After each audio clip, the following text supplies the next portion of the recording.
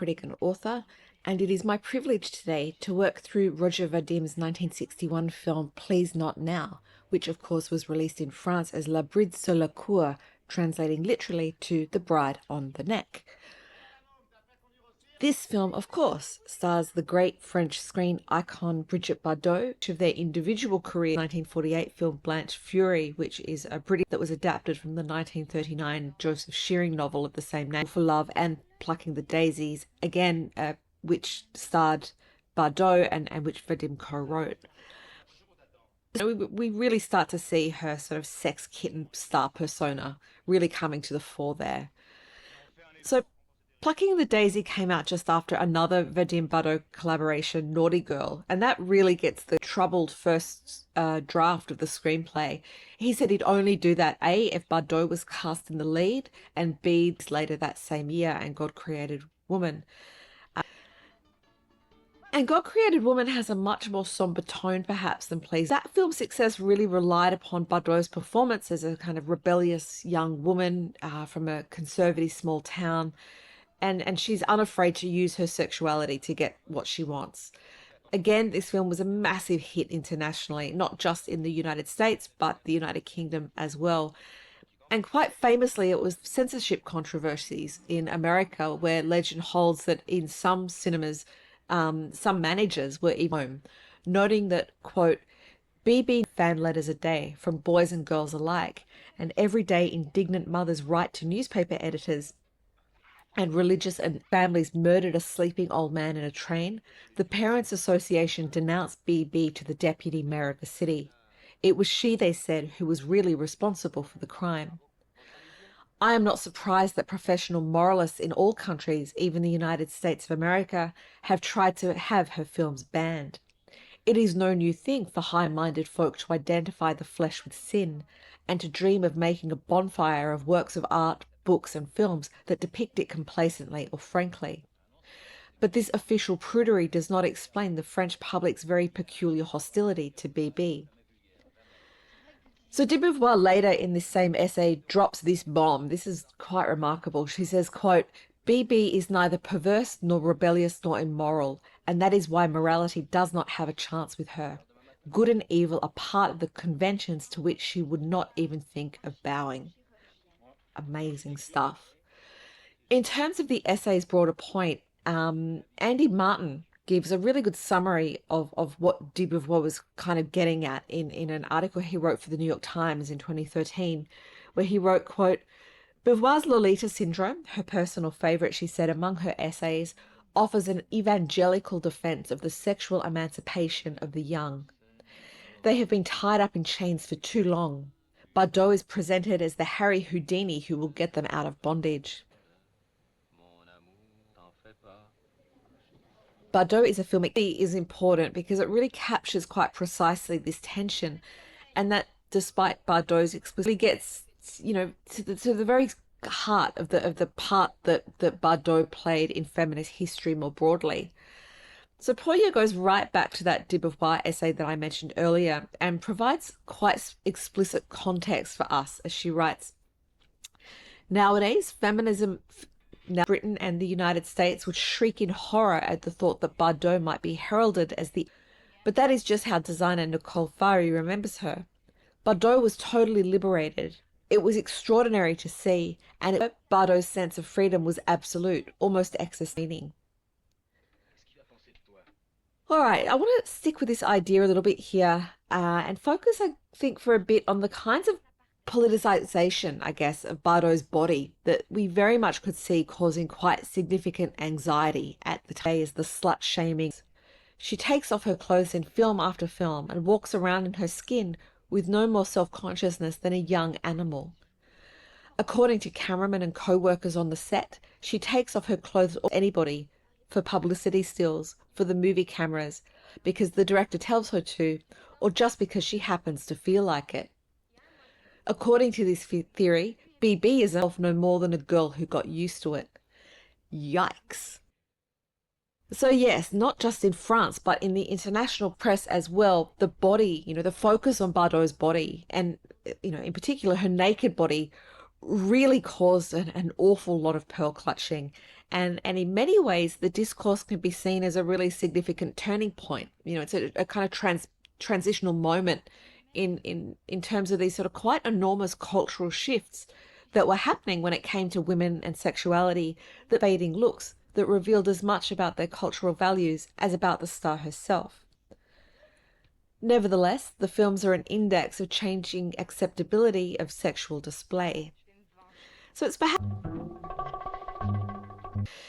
by most accounts, her first suicide attempt was when she was in her late teens, when Barnett Singer, who wrote a great biography of Bardot in 2006, said that she was triggered. Singer's description of this period in her life is really heartbreaking, honestly, in watching her in action in this film. I think she's really funny. I mean, you know, she has great comic timing, and if you were self-identifying feminist critics and academics historically have been quite, you know, have been guilty of being quite disparaging or just straight out ignoring women in comedy because it was somehow considered not serious enough for feminist consideration. Opponently writing out the history of women in comedy. And I think obviously, you know, with women like Mae West or Carole Lombard or Lucille Ball, just to name a random few, we have. Tu sais qu'il a failli être champion de France l'année dernière? Il avait fait le meilleur temps sur les 50 premiers mètres. Puis après, il a raté le virage. Non, non, non, ne réveillez pas Mademoiselle Wilbury, ce n'est pas la peine. Tu sais ce qu'on a dit? Je nous donne 48 heures pour rendre Philippe jaloux. Sans ça... Before filming, said circumstances explaining why Vadim, called upon to oversee the project, had to play a more important shoots was a reflection of his incompetence.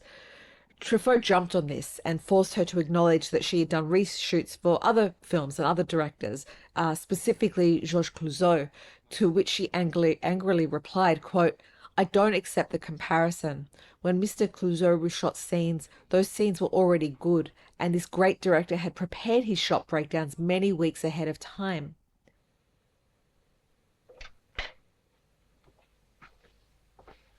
Ma chère petite Sophie, d'une part, j'ai beaucoup réfléchi.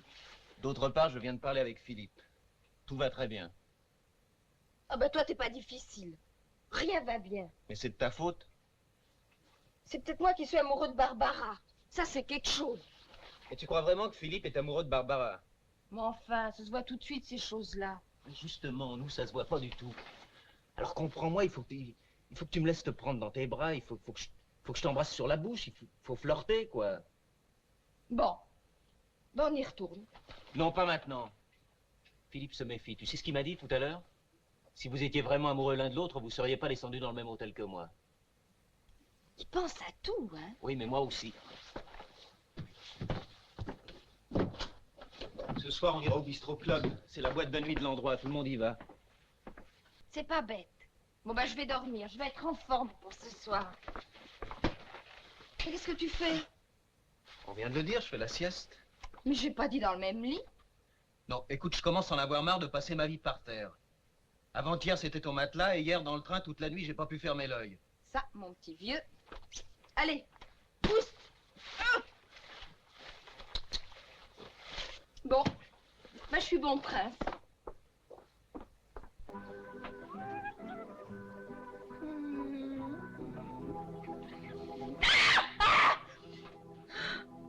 Je suis... Dans la baignoire? Qu'est-ce que tu as crié comme ça? J'ai rêvé de toi, quelle horreur. Merci. Écoute, t'étais perdu dans la montagne et moi je te cherchais. J'avais un gros Saint-Bernard avec moi. Tout d'un coup, je te vois, je me précipite vers toi. Mais dis-moi, c'est pas triste tout ça? Mais laisse-moi finir. Et au moment où j'allais te sauver, une énorme avalanche. Oh, ça m'a réveillée. J'ai faim. Moi aussi. Je vais me taper une bonne petite fondue avec un petit vin blanc très sec. Mais où tu vas? Au restaurant avec toi? Pas question, hein. Si on va au restaurant, on n'aura plus de sous pour la boîte de nuit. Hé là. Quand on a décidé de venir ici, tu m'as jamais dit qu'on ferait la grève de la faim. Plus de confiance. Bouge pas. Tiens, va t'asseoir sur le lit.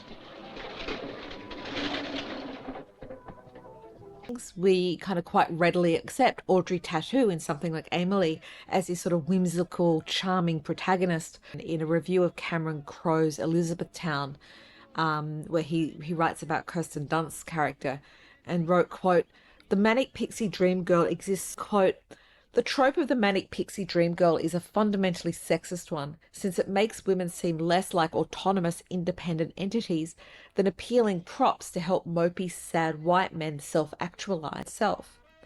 Wrapping up, Raven declared of the manic pixie, "Great injustice is that sexuality for."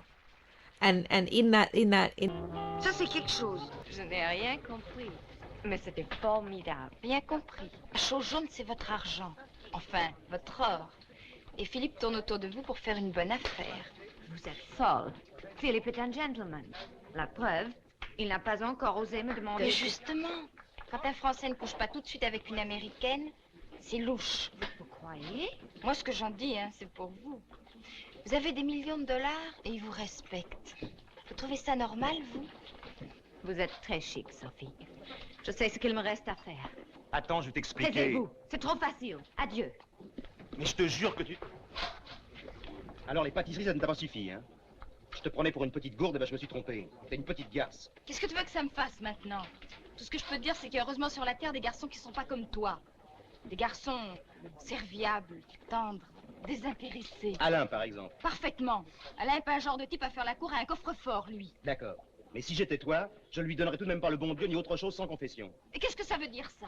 Eh ben ça veut dire que ton Alain te raconte des histoires depuis... So we're coming up to the end of the film, which means this might be a good time to sort of tip our hat to a number of other people involved in this production.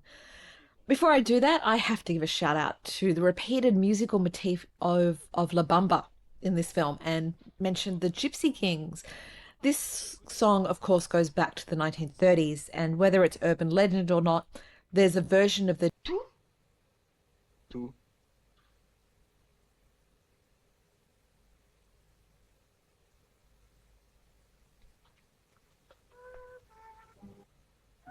Tu as une mère? Oui, Elle est vivante? oui. Jure-moi sur sa tête que tu vas faire tout ce que je dis. Tu jures ou tu meurs? Je jure.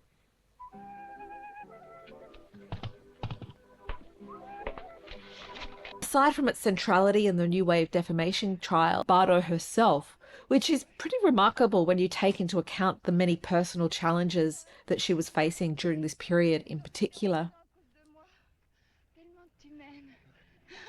My name is Alex Helen Nicholas. Thank you so much for your time.